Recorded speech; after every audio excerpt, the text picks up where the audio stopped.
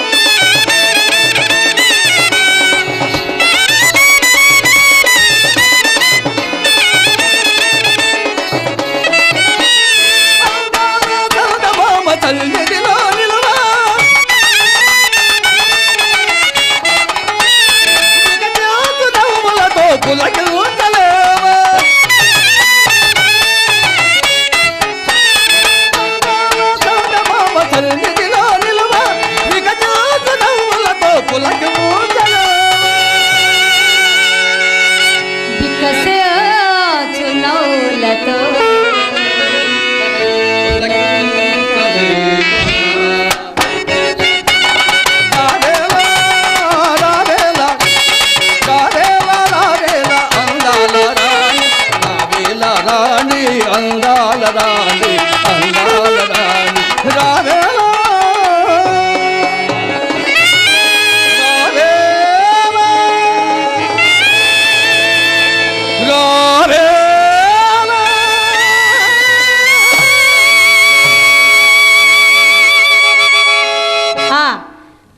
అట్టివారు విడిపోవుట ఎట్లా సంభవించినది? అతను ఆంధ్రము చాలించి సంస్కృత పాఠశాలలో ప్రవేశించినాడు. నేను చదువు చాలించి ఇదిగో మన వాడలో చేరితిని. అందువల్ల సంబంధం పూర్తిగా తప్పిపోయి ఒకరినొకరు మర్చిపో వరకు వచ్చినారు. ఈ మధ్య నాకు అతనే గప్పికి వచ్చిన ఎడల బదులు కొరకు వారిని వీరిని దేవుని అతను ఎంత మంచివాడు, నా ఖచ్చితమని అడిగినాడు. అతను మంచి అతని చెప్పినాడు. ఇంటికి తీసుకుని పోయి భోజనం చేయ వరకు విడిచినాడు కాదు. అలాగా? అవును. బదులు మాట వెంటనే తలబెట్ట భావ్యం కాదని రేపు వచ్చిన చక్కా వచ్చిందని. ఏమిటి ఆలోచిస్తున్నావు? నా మనసులో ఎప్పటి నుంచో ఒక్క కోరిక కలదు. కొద్దిసేపు తర్వాత అడుగుతాను, నా కోరిక తీరుస్తాను. ఏమిటది? విన్నవించుకోనా చిన్న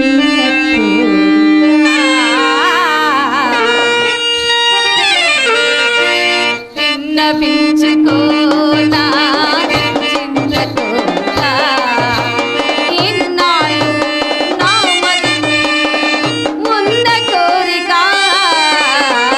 విన్నవించుకోనా చిన్న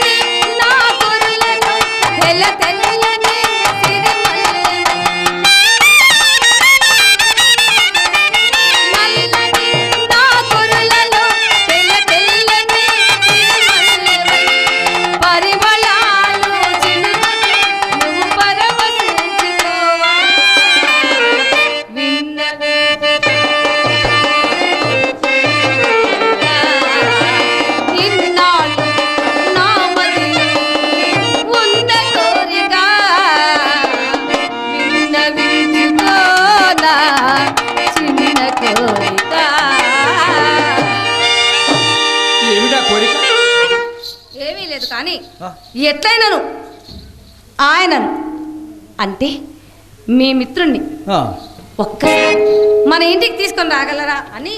అదెట్లు? ఆ వివరములు నన్ను అడగవలదు. నా నీతికి భంగం రానేనని మాత్రం నమ్ముడు. ఆ సందేహం నాకు అడను లేదు. కానీ అతను మన ఇంటికి తీసుకొచ్చిన అల్వేని కార్యం మాత్రం కాదు. ఎందుచేత? మహాపండితుడు వ్యాసుని కంటేనా? విశ్వామిత్రుని కంటేనా? బహునీతి నారాయణుని కంటేనా? పరశ్రీ పరాన్ముఖుడు వృషశృంగుని కంటేనా? ఎందరికి లక్కగలి ఎంతులు తారసిల్లు వరకే మీ మగవారు ఎంతులు తారసిల్లు వరకే పురుషాగ్రనులెంతలేసి సామంతములాడిన బిగువు మాటలు పలికిన సామంతములాడిన బిగువు మాటలు పలికిన ఎంతులు తారసిల్లు వరకే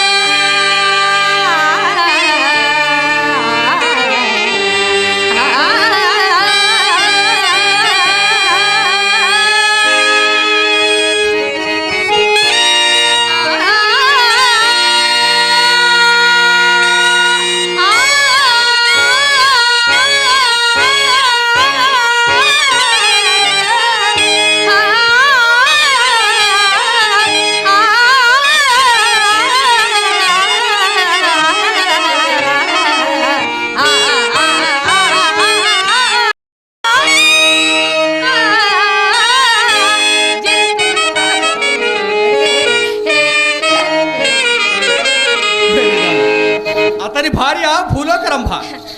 వెర్రివాడా, మా ఇళ్ళకు వచ్చే వాళ్ళు ఎవరి భార్య చక్కనిది కాదు. ముందుగా నీ భార్య మాట చెప్పవు. ఆ గొడవ ఇప్పుడు ఎందుకు లేదు? ప్రాణములు కలిగి నెత్తిమే పసిడి బొమ్మ